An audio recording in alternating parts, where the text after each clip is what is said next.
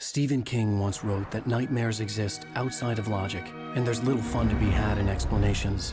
They're antithetical to the poetry of fear. In a horror story, the victim keeps asking why, but there can be no explanation, and there shouldn't be one. The unanswered mystery is what stays with us the longest, and it's what we'll remember in the end. My name is Alan Wake. I'm a writer.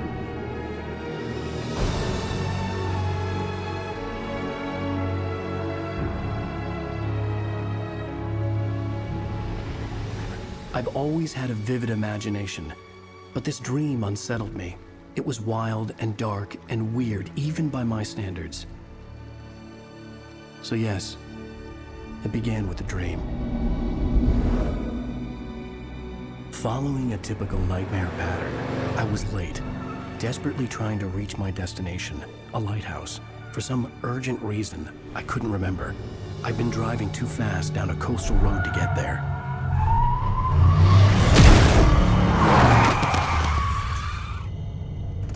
I'd seen the hitchhiker too late.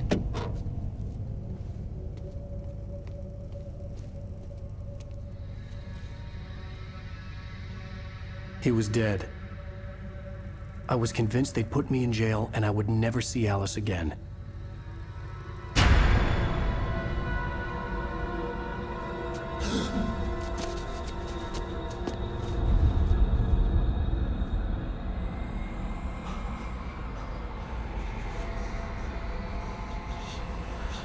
Suddenly, his body was gone.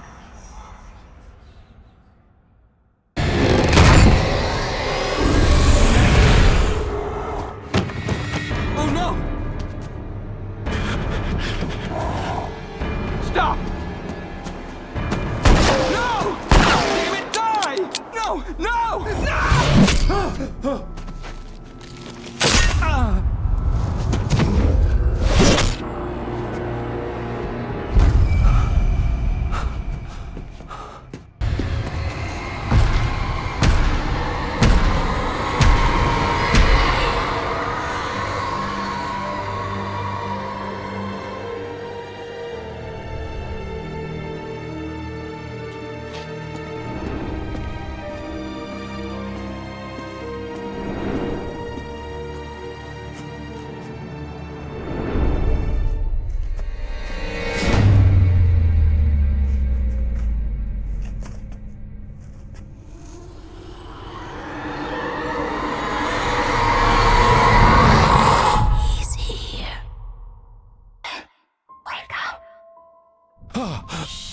Baby, just another nightmare.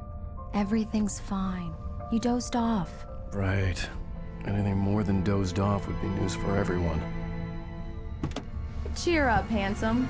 We're here.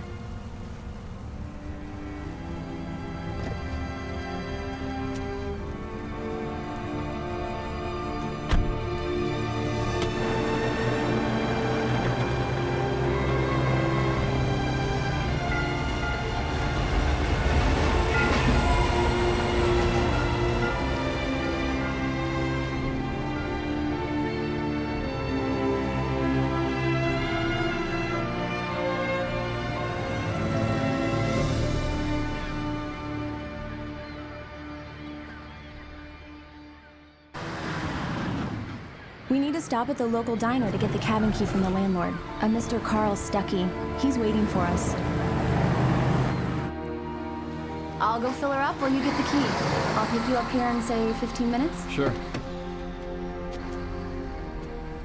Alan, thank you for coming here with me. I love you too. Go on. I'll promise to behave.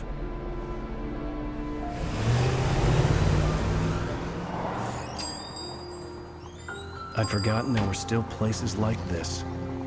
Towns where everybody knew everybody. Welcome to the Oh Dear Diner. Hi, I was wondering if you could help me. I'm looking for... Mr. Wake. Alan Wake. Oh, God! I am your biggest fan. I know people say that all the time, but I really am. I'm glad to hear that. Rose. Rose, I'm looking for Mr. Stuckey. Carl Stuckey? Carl? Of course, Mr. Wake. He must have gone to visit the restroom. He'll be back in a moment. Hello? Mr. Stuckey? Carl couldn't make it. Unfortunately, he was taken ill. But I have the key for you and instructions on how to get to the lake. Okay. I wish you a good stay in my cabin. I'll come by later to check how you've settled in. And to meet your wife. I insist. Thanks.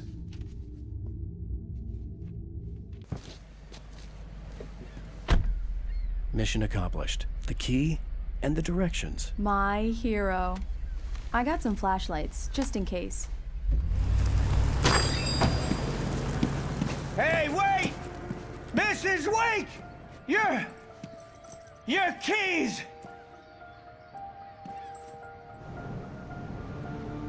That diner was a real nut house.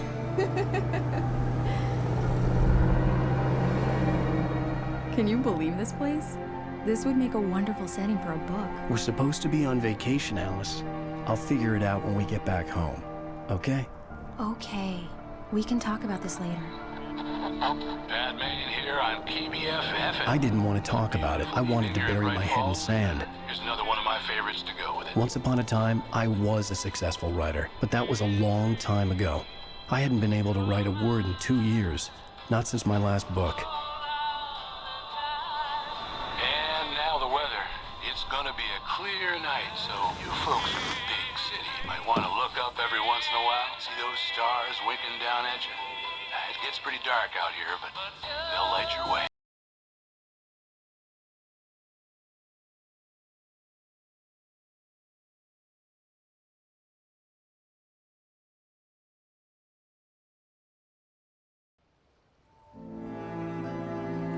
It was a beautiful place. I told myself I could rest here, sleep here, and forget about my work.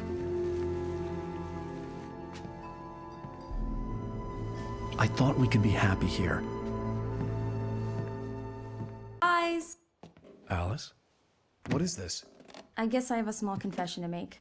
I thought maybe you could write here that a change of scenery would get you past... Damn it, Alice, everyone Hey, keeps... hey, just hear me out. There's a local doctor, Dr. Hartman. I read a book of his. He has a private clinic here. He specializes in helping artists. Maybe... So now you want to get me committed? No, it's not like that. That's not... Alan? Alan? Just don't! I don't want to hear it! God damn it, Alice! God damn it! I knew she wouldn't follow me in the dark. I needed some time alone to think things through.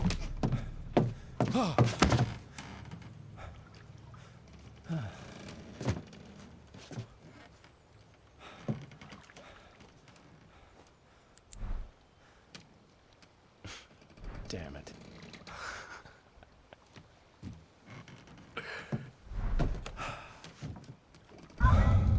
Alice? Alice? Alice! Alice? Alice?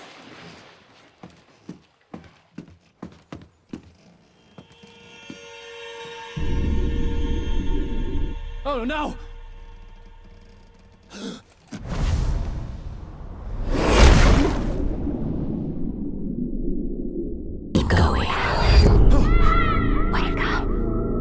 Alice?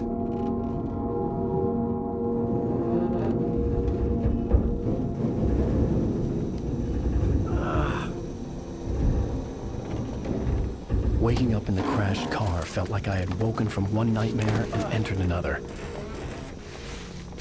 I couldn't remember how I got there. All I knew was that something terrible had happened to Alice. The phone was dead. I'd have to find help on foot. Hello? Is someone there?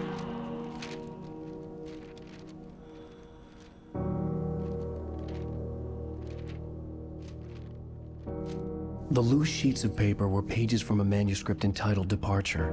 That was the name I planned to use for the next novel I had never gotten started. I was named the author. I hadn't written it. I couldn't remember writing it. In the scene on the page, the hero was attacked by an axe murderer in the woods at night. Hey! Hey! Hey, you! Phil! There's been an accident. I need help. Listen, Deposit. I need to... Premium cabins for rent in... Oh, hell. Carl Stuckey. Pleased to meet you. Non-refundable reservation deposit required. Fair and square.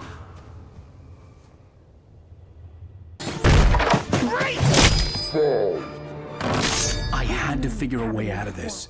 Any second now, and Stuckey would be knocking on the door with his axe like Nicholson in The Shining.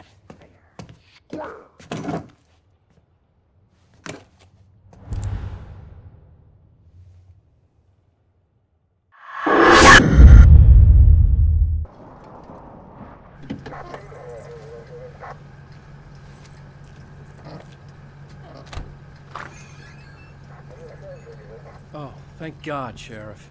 Sheriff Sarah Breaker. You are... I'm Alan Wake, but listen. I was in a car crash. My wife, Alice, she's missing. Calm down, Mr. Wake. We were staying in a cabin on the island, on Cauldron Lake. There's no island on Cauldron Lake. Not since the big eruption in the 70s. Please, I can take you there, okay? You look like you've taken a pretty bad knock to the head. Are you okay? Listen. We'll figure this out. Please get in the car. We'll swing by the lake and then we'll go to the station, okay? Mr. Wake, have you seen Stuckey, the guy who owns this place? I realized I couldn't tell her what had happened in the forest. She wouldn't have believed me. And then she wouldn't have helped me with Alice.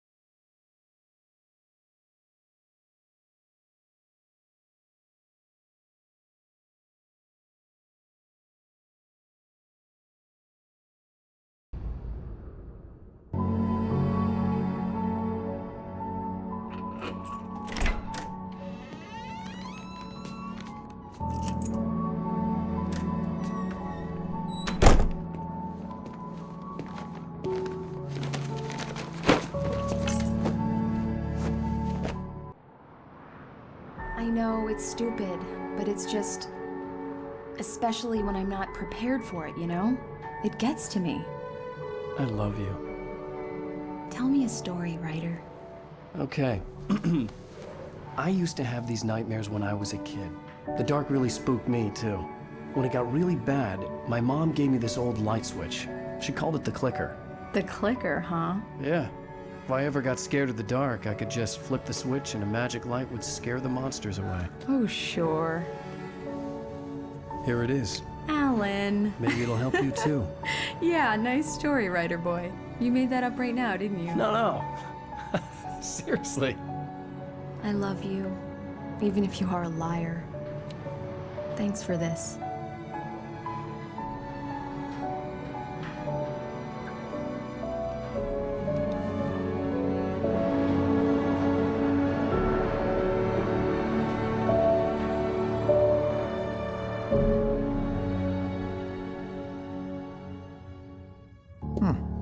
How do you feel, Mr. Wake? Any nausea, disorientation, anything like that? Mr. Wake, how are you feeling? I'm okay. My head's fine. I had to lie about my headache and memory loss. He'd send me to a hospital for tests. I couldn't leave without Alice. Very well. I don't think you have a concussion, but you've obviously been through quite a shock. You should take it easy for a couple of days. Thanks. How did you end up at Stuckey's gas station? I wanted to tell her what had happened last night, but I couldn't. She'd lock me up. Excuse me. I need to take this. Hello? Alan, please help me. Alice? Stop talking to the law. You'll do exactly what I say if you ever want to see your wife again. Are you feeling any better, Mr. Wake? I'd like to leave. Am I free to go? Well, we still need to talk about... Am I under arrest? No, of course not. But I need to know where you'll be staying so I can get in touch with you. I'd avoid the motel. The Majestic is known for its roaches. The cabins at Elderwood are pretty nice, though. That sounds perfect. I'm Dr. Emil Hartman. I'd like to invite you to stay at Cauldron Lake Lodge. Did you talk to my wife? I had the pleasure of discussing your situation with her on several occasions. Did you set something up with her? I invited her here. My clinic is a place where... Oh! Hey! Oh, my! Take it easy. Hey, nobody move! Get your hands off of my client! Who are you? I'm Barry Wheeler, his agent. If you have business with Mr. Wake, you talk to me. You yokels won't know what hit you once I sick my lawyers on your asses. No harm done, Sarah. I'm all right. I don't want to press charges. Mr. Wake, my offer still stands. Get me out of here. What the hell was that about, Al? We don't need a replay of that thing with the paparazzi. I thought they were gonna lock you up. I had to talk to someone. I told Barry everything. He thought I was certifiable, but when he heard about the manuscript, I had him. The fact that I'd written something, even if I couldn't remember it, was enough for him. He smelled money. And he believed that Alice had been kidnapped. Anything beyond that was another story. I had a midnight appointment with the kidnapper in a place called Lover's Peak, somewhere in Elderwood National Park. The plan was to rent a cabin. I don't like it, Al. I don't like any of it. It's not good. In fact, it's the absolute opposite of good. Mr. Wake! Barry, you found him! Hi, Rose. Oh, wow. I was just thinking about you, too. Great. I was just bringing Rusty some coffee. He's on the balcony, looking after Max. Poor thing. I really need to go. Great to see you again, Mr. Wake. Later! Who's Max?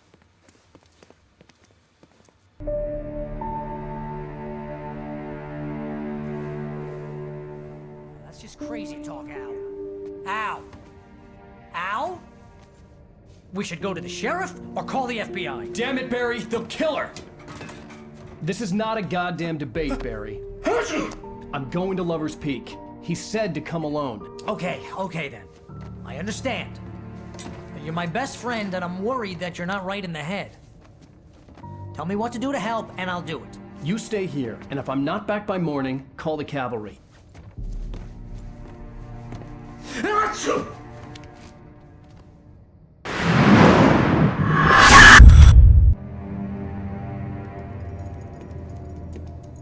Mr. Wake? Oh, hell. It happened just the way it was on that page. I found. Came true. It knew. So dark. It'll come back for me. You must... The lights. In the office. I have the key. Okay, Rusty. Hang on. I'll be right back.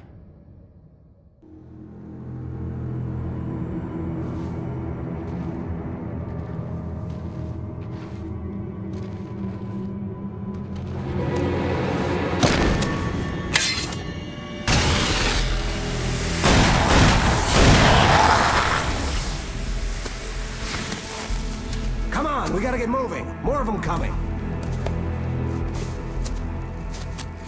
That flashlight's kid stuff. The flares won't keep the bastards away.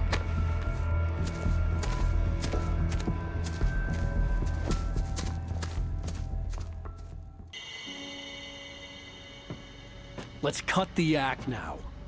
Where's my wife? I knew you were gonna say that. I read it all before. You're a hell of a writer. Congratulations. You're gonna bring about something glorious and terrible once we get you some proper editorial control. What the hell are you talking about? Where's Alice? I want the entire manuscript, or she's gonna suffer bad. You touch her mouth.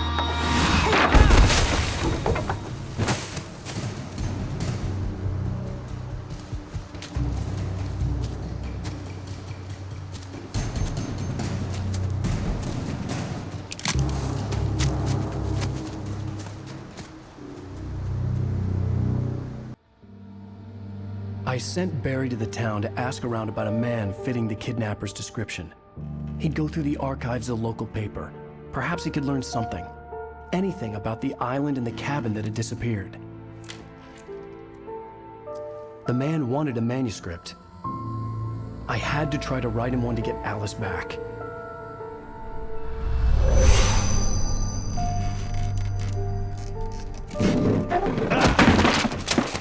For me, the supernatural had always been nothing but a metaphor for the human psyche, a tool to use in writing fiction. Now, it was happening for real, and I couldn't put a single word on paper.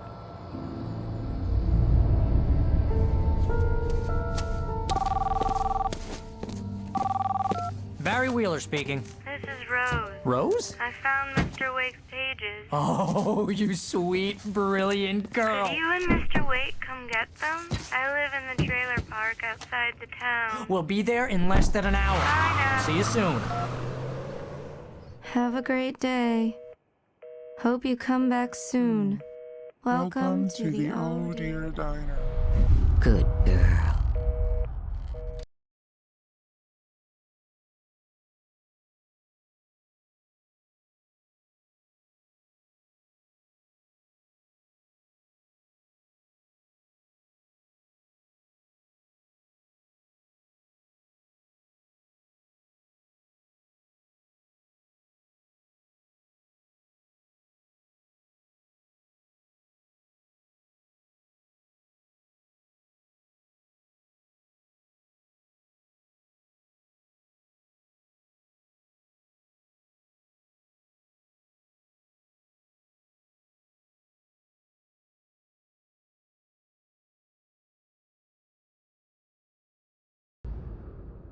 How the hell did she get her hands on the manuscript anyway? I don't know. She's resourceful. I told you were too hard on her. Listen, I found out all sorts of interesting stuff while I was digging around. Yeah. Mr. Wake, it's Sheriff Breaker. We have an FBI agent here, Agent Nightingale. FBI? He's anxious to see you. You'd better come to the station. Okay, I'll be right over, Sheriff. Let's make this quick, huh? Hey, this is really good. Rose, Yes, my manuscript. I really need it. I understand. I know what you need. A muse to inspire you. Oh, for Barry? She doesn't have anything. Yeah, hey, Al? Al, what's... Oh... Barry! What? What?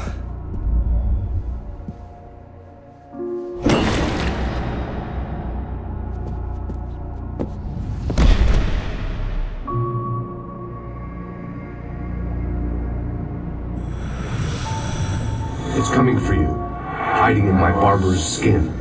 I'm too weak to stop it. You must turn the lights on. I promised I'd come visit you and your lovely wife. You must finish what you started.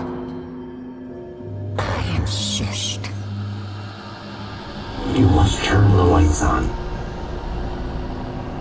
Turn the light on. Back to work, boy.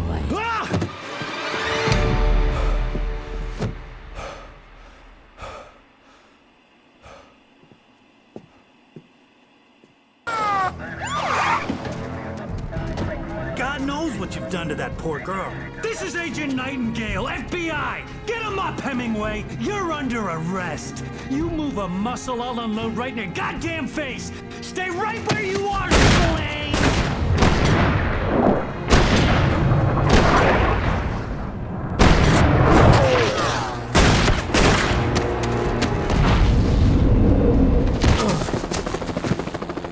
What are? I'm standing right here, you goddamn maniac! I'm so glad you could find the time to do this, Mr. Wake. Nowhere to run now, Dan Brown! You back away from me! Don't hurt! Whoa. Everyone calm down. Put the gun down. We're all friends here, right? Cool your jets, Nightingale. We got him. Judas Priest! What the hell's the matter with you? There's a civilian in there.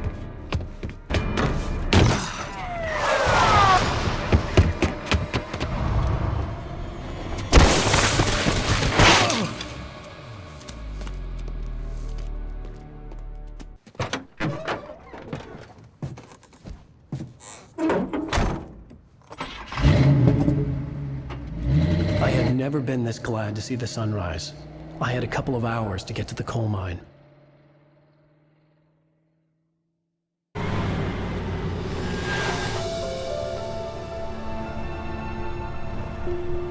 The coal mine wasn't far now.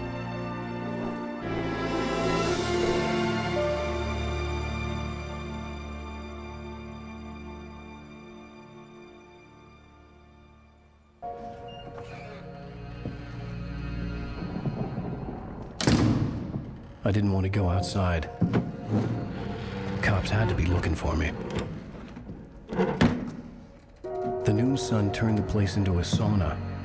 The day dragged on. Different scenarios ran through my mind. Ways of how I'd torture the kidnapper to get Alice back. Or the different horrible things he could have done to her. I imagined her dead. I had no way of knowing she was still alive.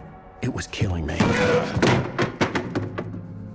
I was running on blind hope. It was all a waste of time. The bastard never showed up.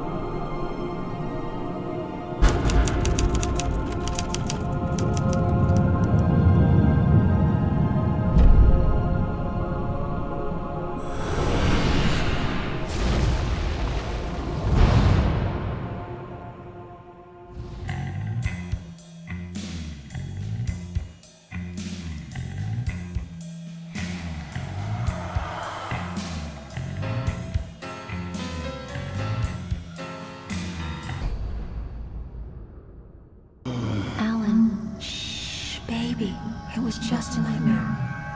Alice. There you go, Alan. Hartman, I fell. I had to give you a sedative. Don't fight it. You went through another rough period. What? Right now, it's very important that you stay calm. We don't want you to have another episode. You're a patient at my clinic. Have been for a while now. The shock of your wife's death triggered a mental illness. No, you're lying. You're suffering from various symptoms of undifferentiated schizophrenia. Bastard. It's okay, Alan. Just let go.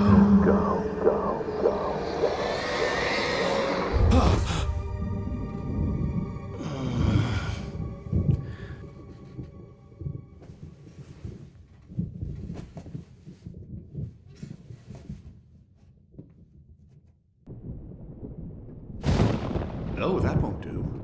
I'm so sorry to cut this short for now, Alan. The power has been acting up. I'd better go check on it. We'll continue this soon. Meanwhile, when you feel up to it, return to your room and try to write. It really is for the best. Don't you think? I'd like to bash his head in with a hammer. Oh, he'd love to fish out our secrets, but he has no clue. He's not crazy enough. Not crazy like us, Sonny. Yeah! Being crazy's a requirement, Sonny. Who else could understand the world when it's like this? It takes crazy to know crazy. That's the sanest thing I've heard in a while. Say, you're all right, Tom. Hey, we like him, don't we, bro? He's got to go to the farm. The Anderson Farm. Valhalla! We wrote it all down, lest we forget. A crash course. All you need to know to get your head right. You need to find the message. Here, Sonny, here's something for you. Gave me a rash, but I kept it safe from these bastards. The white glare of the blank page in front of me hurt my eyes. My hands began to shake uncontrollably. Everybody, calm down. Put that down. Bert, I need help. Hey, Wake, you stay here. I'm gonna go see what's up. You just keep doing what you're doing. Be cool, okay?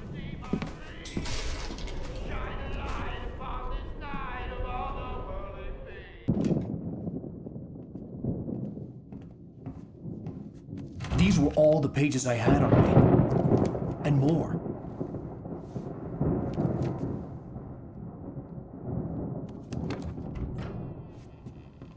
Alan, please. You're sliding back into the... Tell me one more lie and I'll shoot you in the face. Ah, well, it was worth a shot. Really, Wake, come on. Let's work together on this. You have no idea... Hartman, shut up! Barry, get out of here. I'll catch up with you. Get a car. Oh, Al, let's just... Go! Wake, listen to me. This is a mistake. Don't you see? Together we can create something absolutely wonderful. With your ability and mine.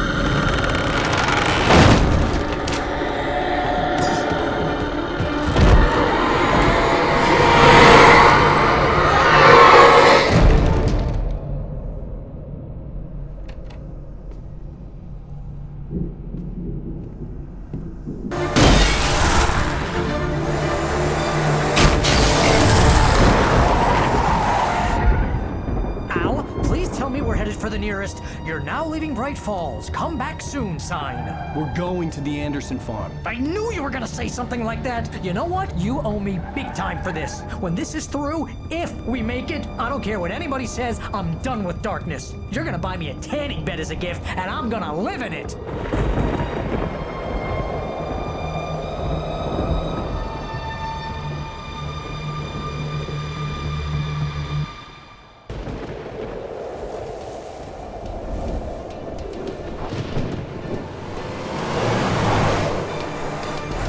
Crazy, but that's fine, Barry. Oh, you got that right, Al. You're barking mad. You are by far the craziest... But maybe that's inevitable when you deal with crazy stuff like this. It helps.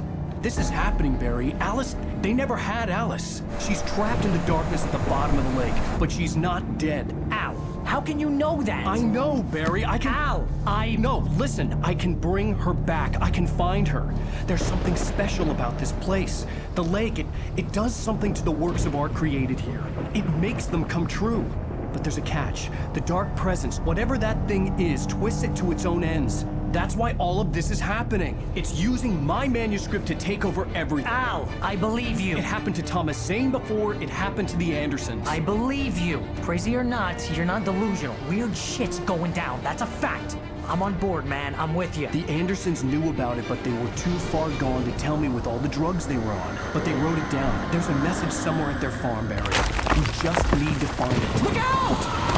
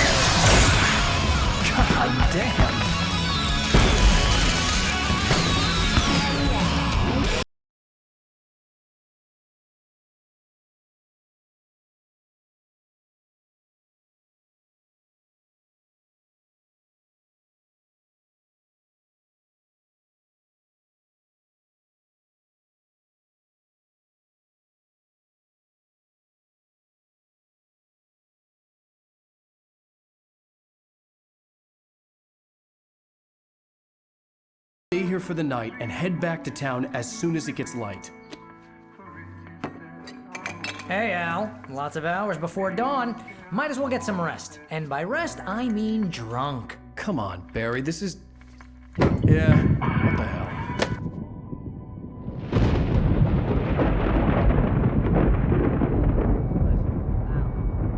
I'm sorry about this. No, seriously, because I know we don't get along, but we're gonna find her, right? Even though you're a crazy bastard, I'm gonna stick by you, no matter what, ever, Al. Sure, like a brother. I'm a writer, goddammit. Correct. If I just wanted to, I could write 10 books a year. And they'd be the best books that year. No, you couldn't. That's right, I couldn't. But I could, because I'm a writer. What? What do they put in this stuff? I feel like my brain is coming out of my nose. I'm gonna get the recipe off those coots and be a booze millionaire. I just miss her, Barry. I just want her here with me. I know, Al. I know. It's gonna be okay. We're gonna make it okay.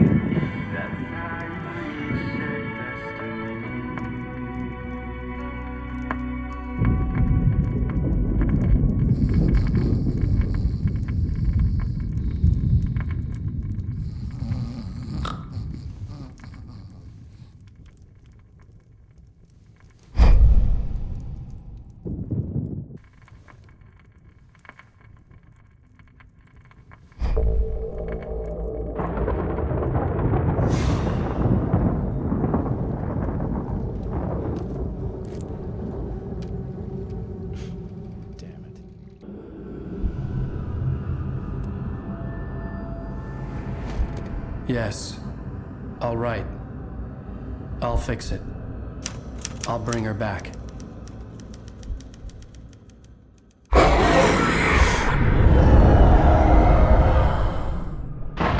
No. I wrote it. I remembered it all now. In the dark, I'd written for days, a week, almost a complete manuscript of a novel entitled Departure. Jagger had been my editor, whispering in my ear, making sure that the unfolding story would make her more and more powerful. I thought I was saving Alice. Even with the cobwebs she put in my head, some part of me had been aware enough to write my escape into the story, to bring a light into the cabin to release me before I could finish, to interrupt the horror story before the ending, where darkness consumed everything and everyone. Zane was weak and far away, but I had written him into the story, and his light had been enough to set me free. It isn't here now. I'm here because it was written. I brought the light to set you free. You must hurry. It will know I'm here. It will be back soon. It stole the skin of my barber a long time ago. She looks so old.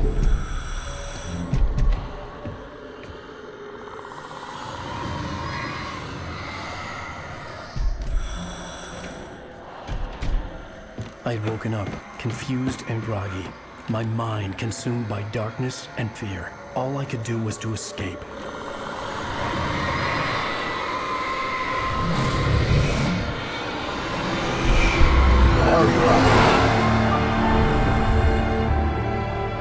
The week spent in the cabin had taken its toll. I was barely conscious and fading fast. It had to have cost Zane terribly, thrown him even deeper into whatever dark place he now haunted. But he had managed to weaken the dark presence, kept me safe that night.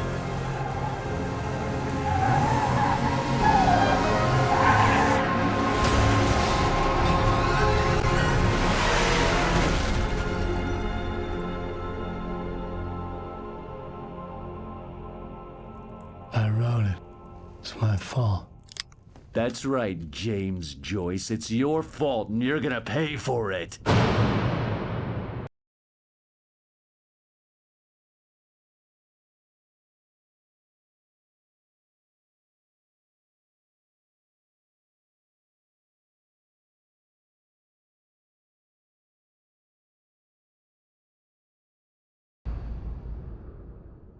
Well, we're expecting a record crowd from the neighboring counties. Naturally, we hope to break the record set by last year's Moose Fest in our neighboring town, Watery.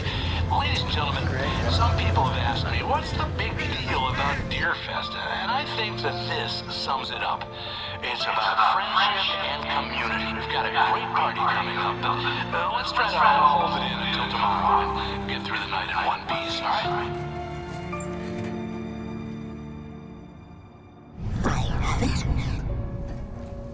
Someone will come for it when the time is right. Thomas said so. He wrote it. The key is insurance. It's my job to keep it safe. Safe in the light. Always in the light. Hello.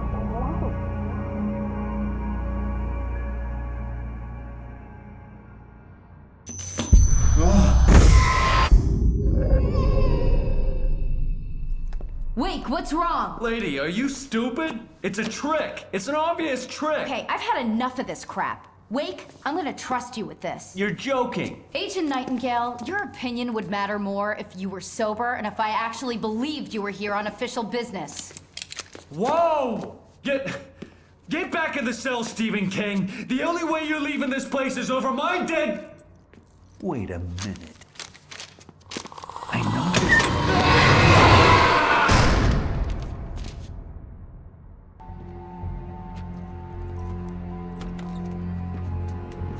Barry? Why isn't he inside? Oh, God. Oh, God.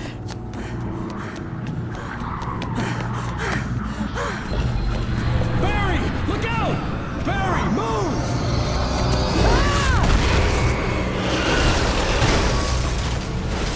Barry! He made it inside, Wake. He's okay.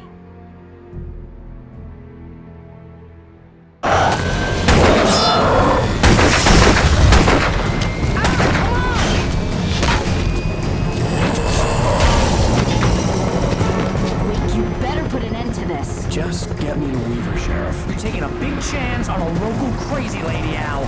I hope you're right about her, or we can kiss this town goodbye.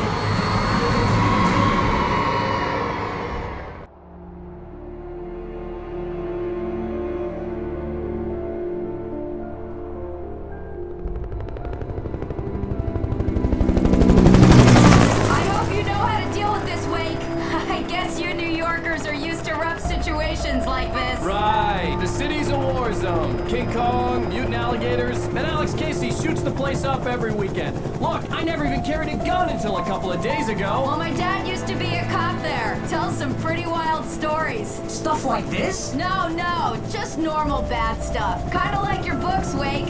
I used to tease Dad that he was just like Alex Casey. You've read me. Oh, sure. You're a pretty good writer. A little heavy on the metaphors, maybe. Nobody's ever said that before. We're coming up on the power plant. See the lit building over there? And that's the dam further up the river. I can't land here. I'll take her down the road across the river. Just get me there, Sheriff.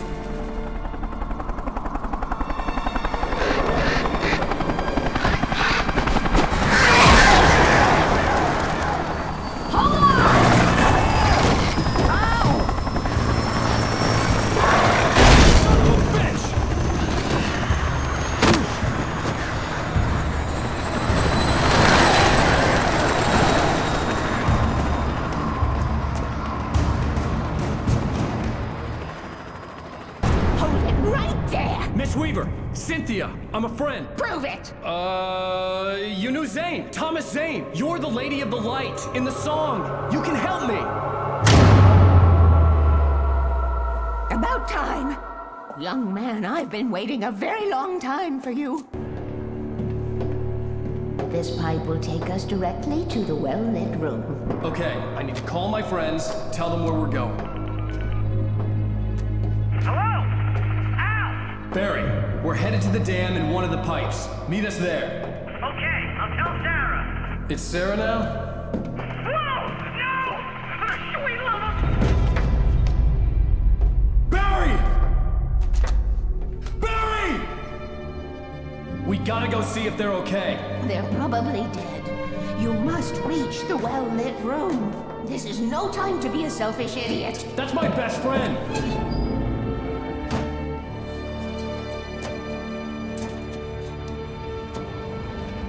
Well, be a fool. I'll use the pipe. I'll meet you at the dam if you make it.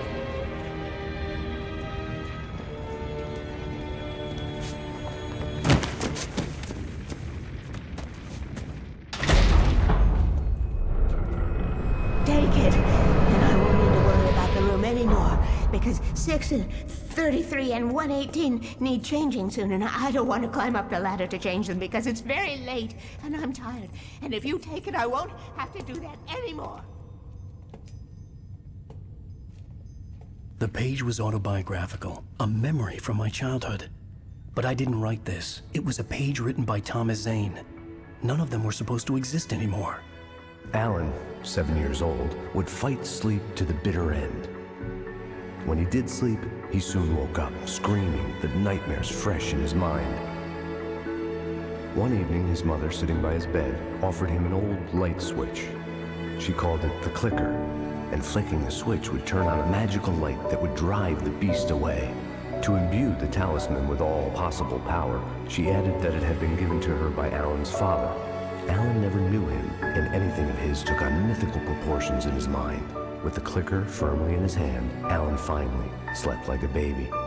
Now, almost 30 years later, Alan thought of this as he stood on the rim of Cauldron Lake, the clicker in his hand.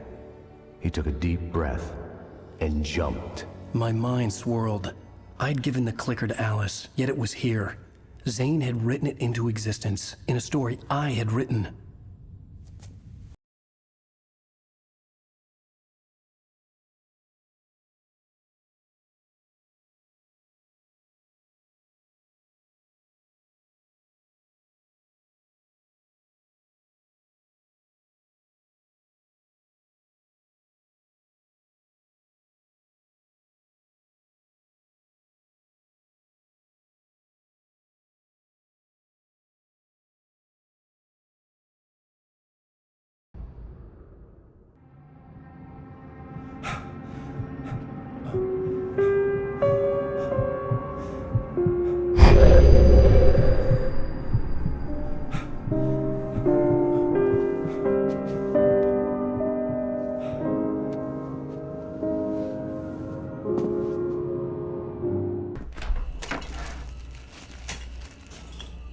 What? Now you can't even talk to me? Well, this morning I was angry because you said you'd be home at midnight and you showed up at 7 a.m. and passed out in mid-sentence.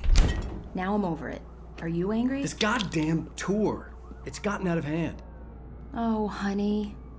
It's almost over, right? We can get back to normal. Then you can start writing again. I'm sorry, honey. Alan, you're not thinking straight. Just take a shower and go back to bed, huh? Yeah, you're right, honey. I'm sorry. Once this is over, let's go away together. A vacation. Just you and me. Some peace and quiet.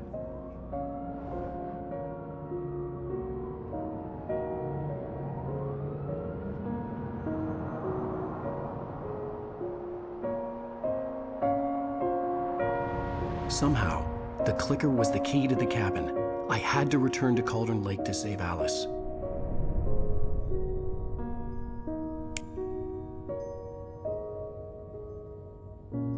I'm going back to the lake to finish this. I'm going to write an ending to the story in the manuscript on my own terms, to make it all right. Why can't you just write it here? The last page is still in the typewriter. I need to read it first. Everything needs to be just right. Zane tried to cut some corners, and it didn't end well.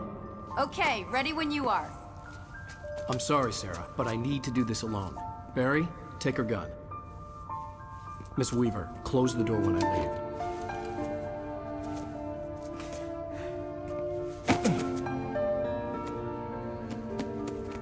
Good luck, Al. See you later.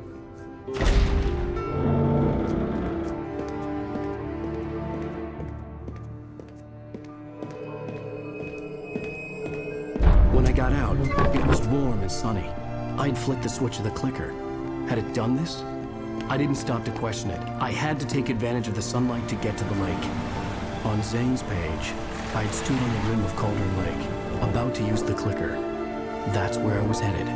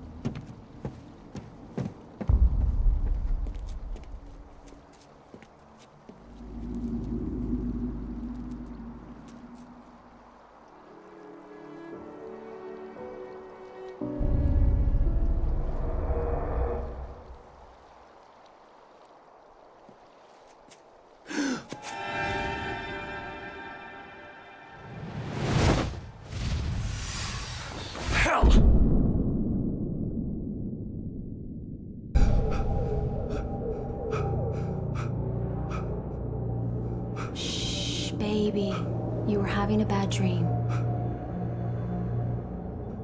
It was just another nightmare. No. Everything's fine. You're home. It wasn't a dream. Everything's fine. Turn the lights on. Turn the lights on!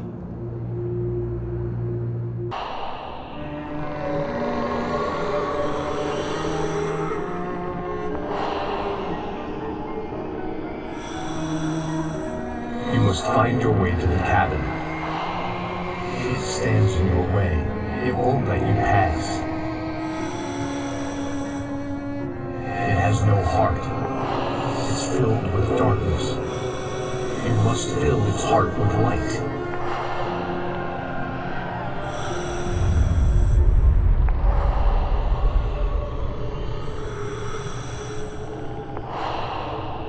Don't mind him. He's Mr. Scott. Your friends will meet him when you're gone.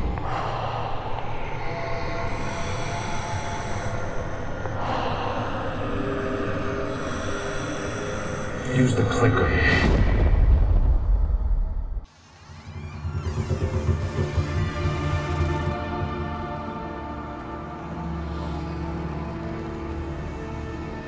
Now you will never get her back.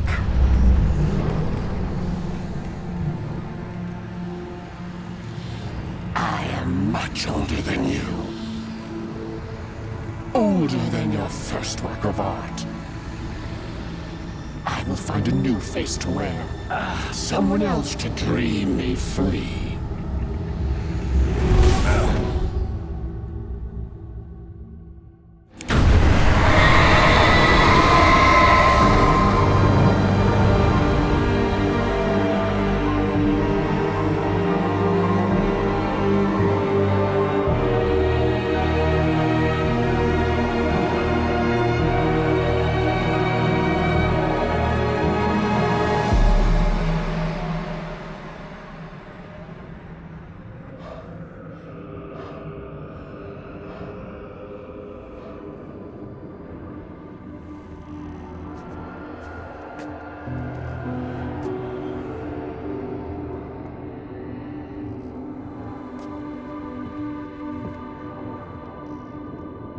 I could feel Alice's presence close by.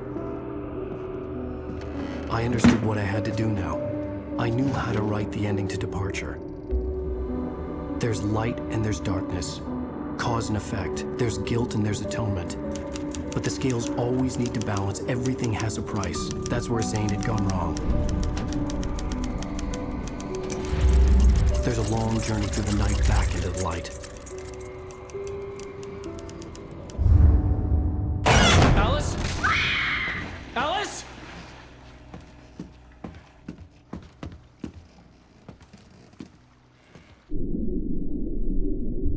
Oh no!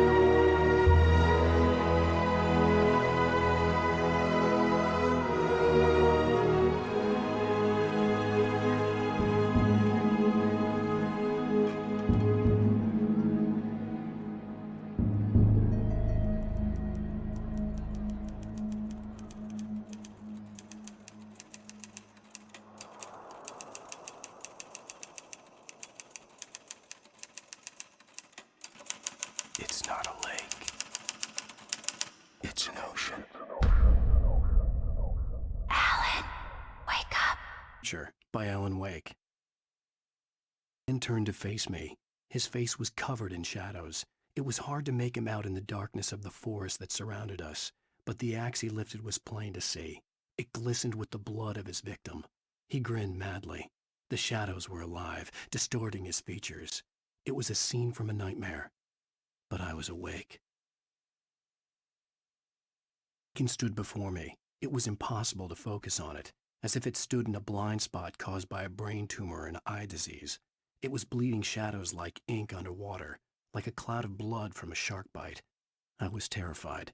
I squeezed the flashlight like my life depended on it, willing it to stop coming any closer.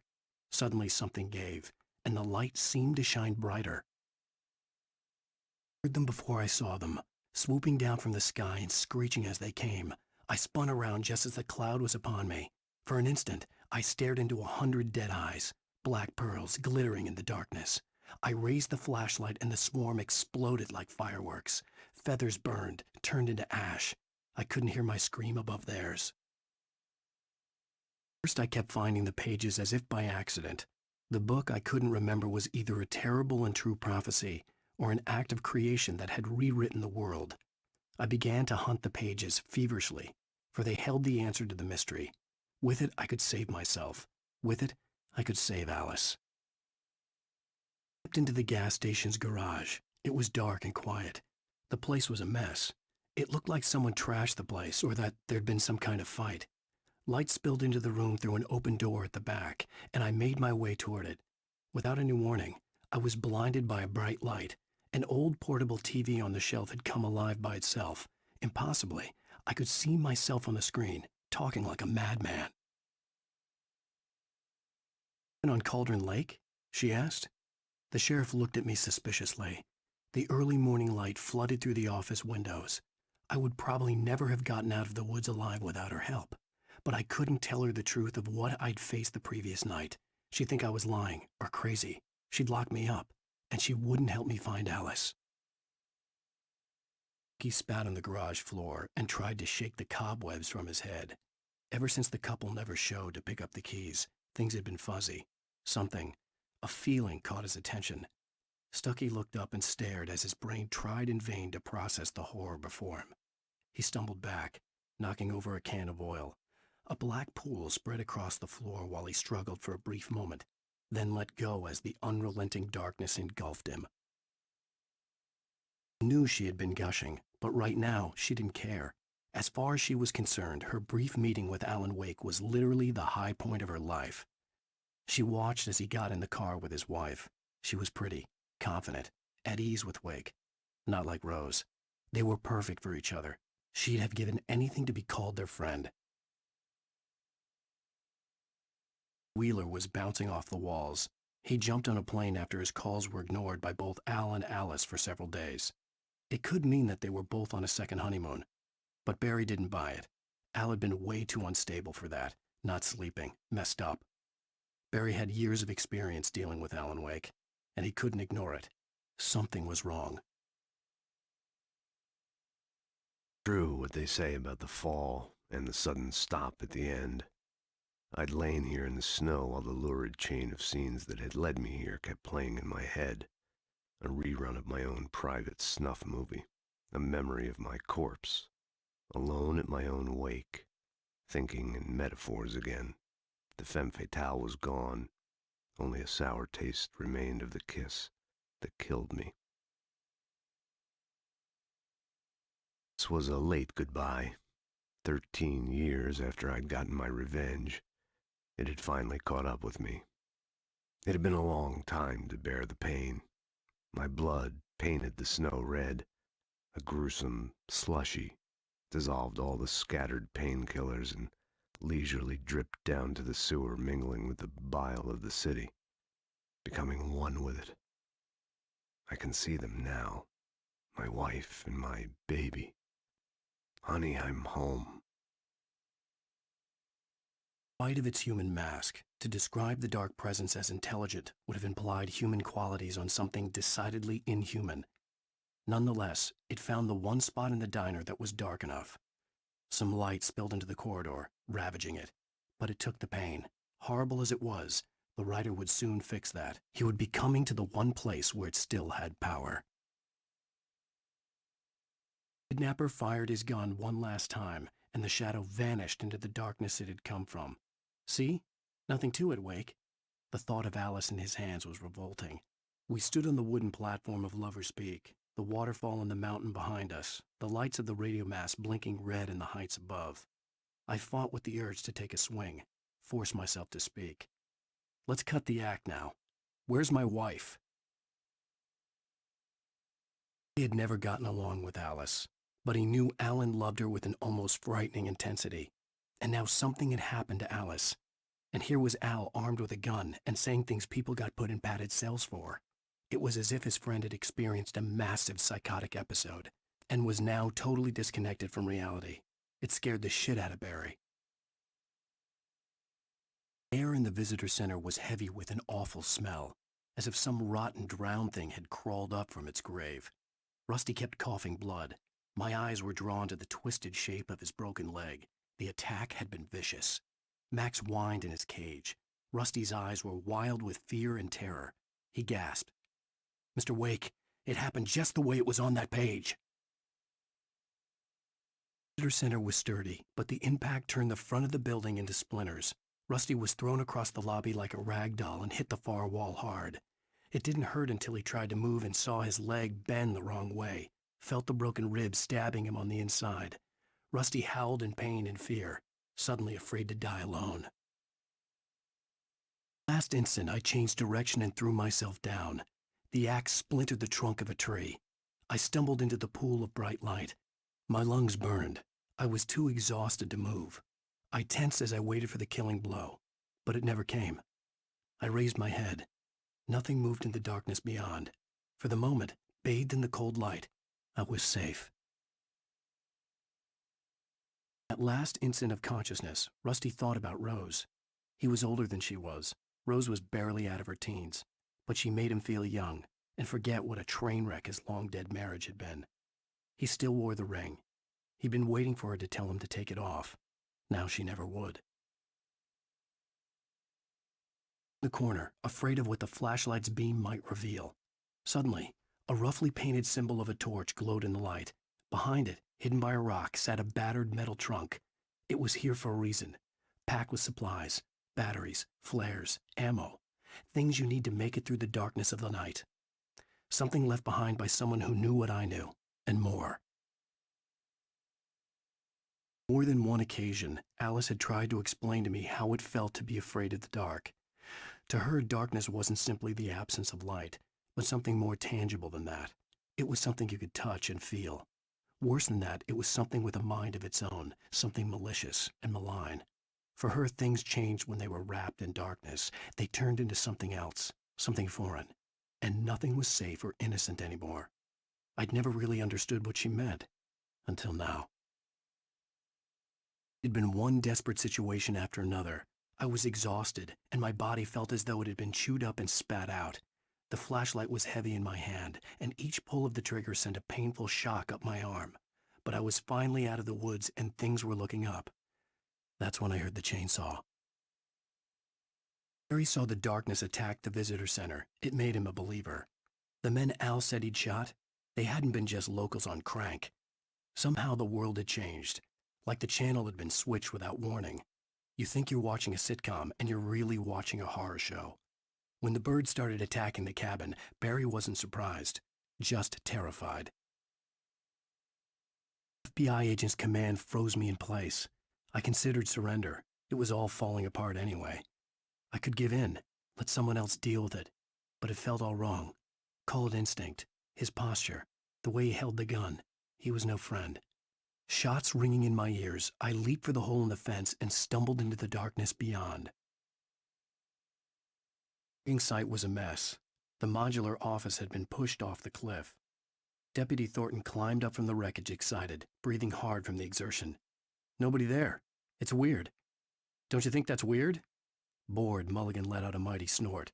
Hell, it's always weird, Thornton. Just a question of sorting out what kind of weird it is this time around. Decades, the darkness that wore Barbara Jagger's skin slept fitfully in the dark place that was its home and prison. It was hungry and in pain. It dreamed of its nights of glory when the poet's writing had called it from the depths and given it a brief, terrible taste of power and freedom. The rock stars had stirred it from the deep sleep the poet had sunk it back to in the end.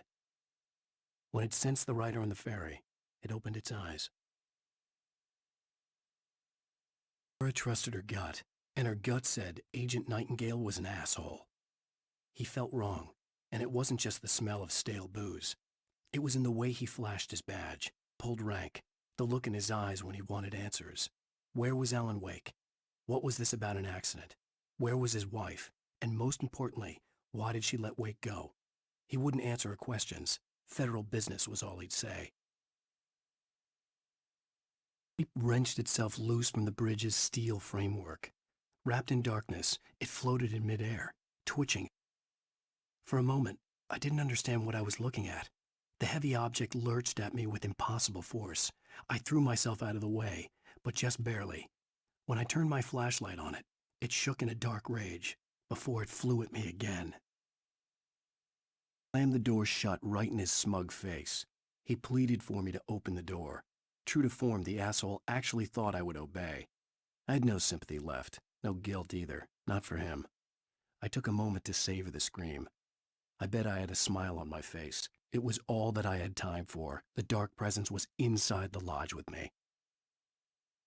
Darkness surged towards me, sucking everything loose from the ground into its depths, tugging at my clothes.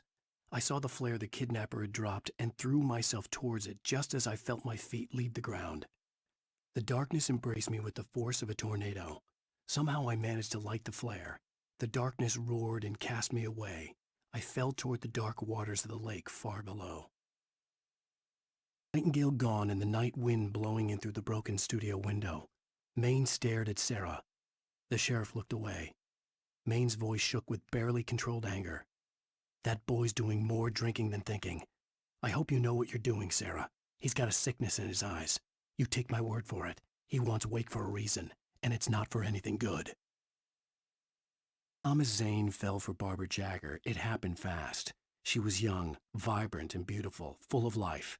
He had never been a very happy man, and without any seeming effort, she had changed all that.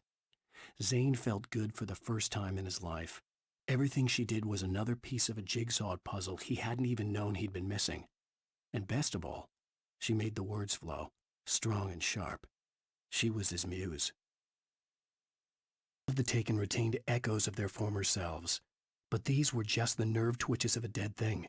Nothing remained but a shell covered and filled with darkness.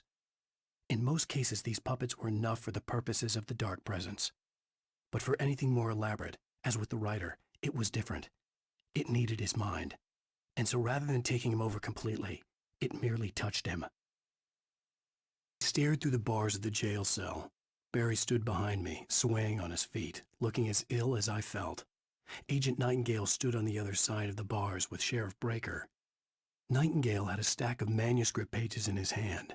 He seemed unhinged as he gloated. Well, I've got you now, Raymond Chandler. It's all here, all the evidence, including conspiracy to murder a federal agent. Things were never as simple in real life as in fiction.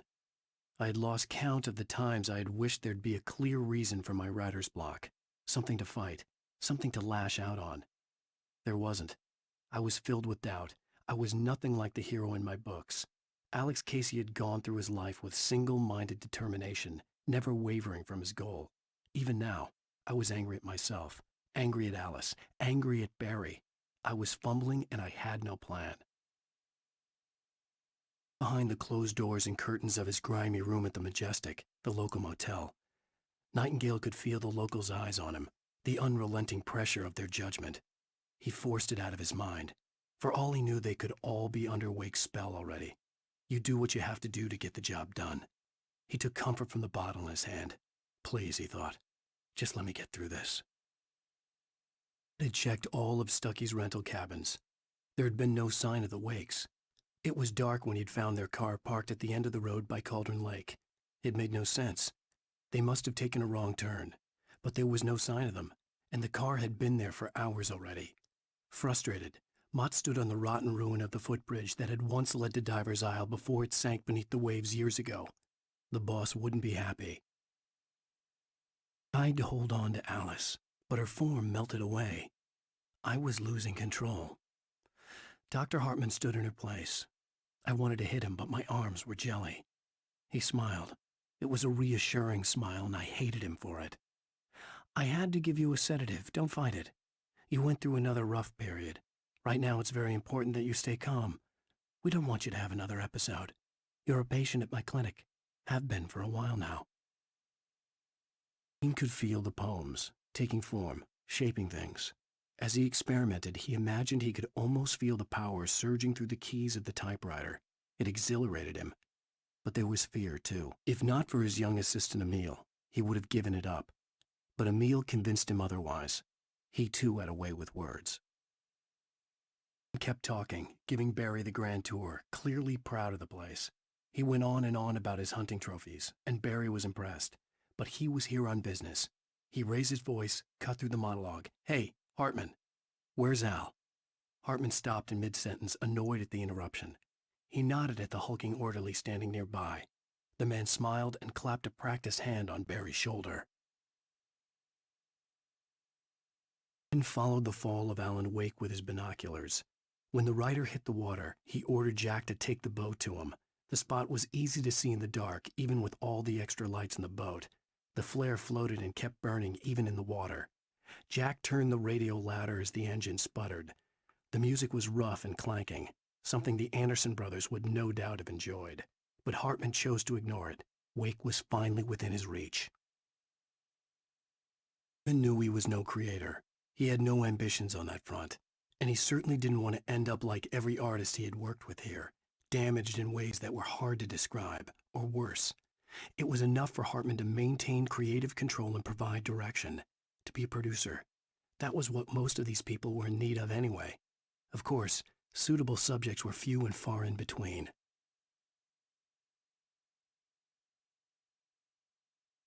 He stared at the Viking paraphernalia that littered the area, surrounding an unlikely centerpiece. A full-size stage complete with an impressive sound system with all the trimmings, including a dragon. It took a special kind of crazy to build something like this in a remote field.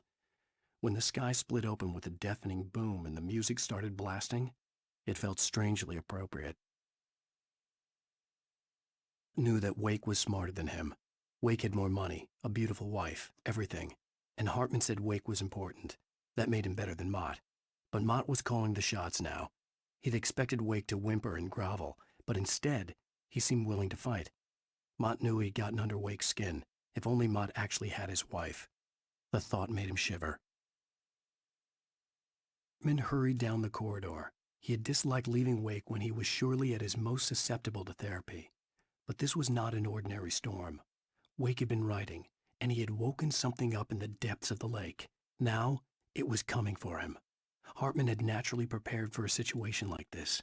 The idiot brothers would keep Wake distracted while Hartman double-checked everything, just to be sure. Nightingale stared at the passed-out rider. The man was sleeping off one hell of a night. Nightingale felt a stab of envy at Wake's oblivion, but he had a job to do. He put the gun to Wake's head and almost became a murderer. His hand shook and his throat felt tight and dry. Biting his teeth, he tried again to pull the trigger. He lost the nerve. Wake stirred. Nightingale would have to settle for an arrest. The storm raged on as the Anderson brothers walked unsteadily away from the clinic with the other patients in tow, knowing that this time they wouldn't return. The darkness around them seethed with horrors, but Tor and Odin were unafraid. Their eyes glinted with guile. They knew every secret path, and there was blood on their hands. They had fought these shades before.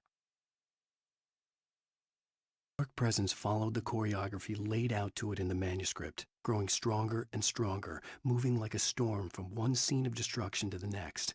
But it was still bound to follow the story and chained to the dark place it came from.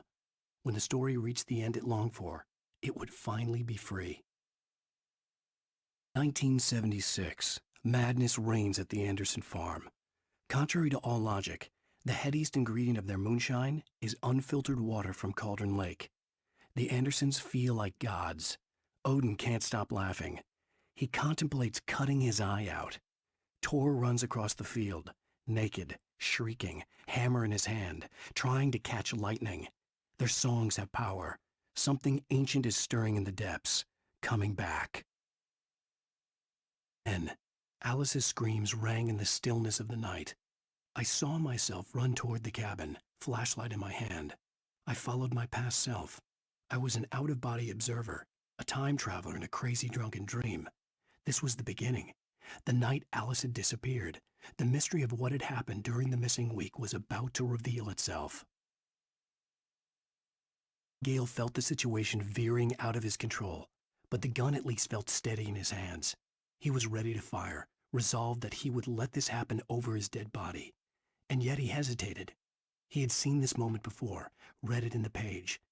He was transfixed by the déjà vu and the horror that he was a character in a story someone had written.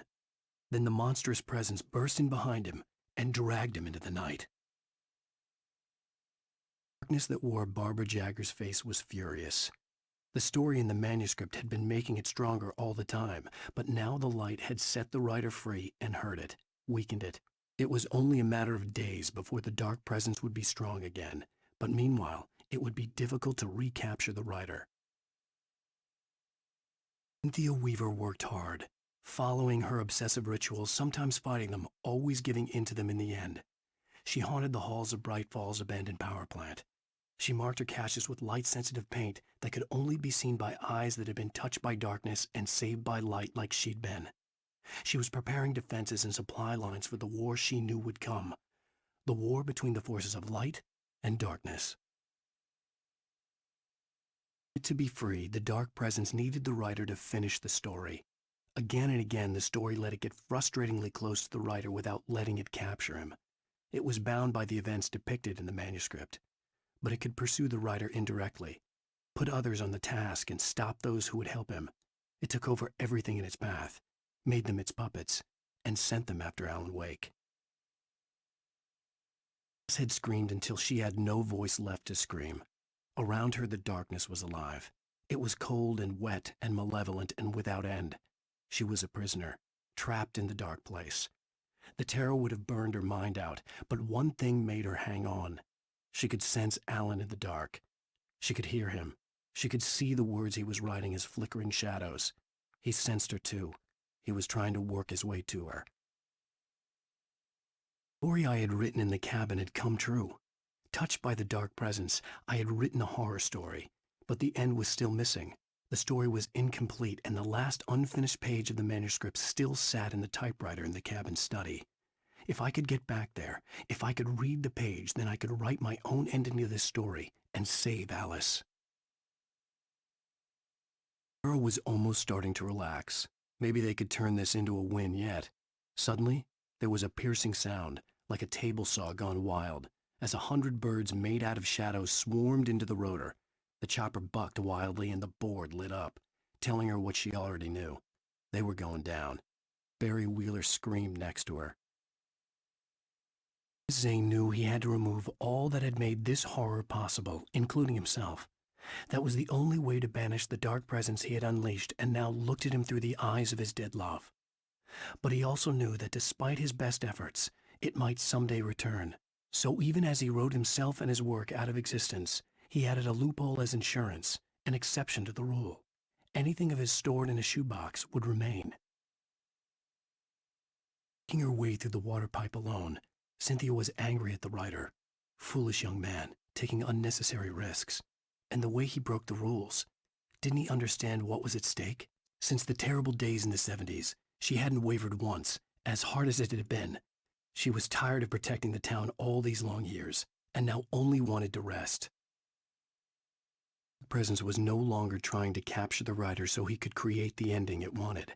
The writer knew too much. He was too strong. And he carried a weapon left behind by Thomas Zane, something that could hurt it. Now, the darkness was doing everything in its power to simply stop the writer from ever reaching Cauldron Lake and the dark place it came from.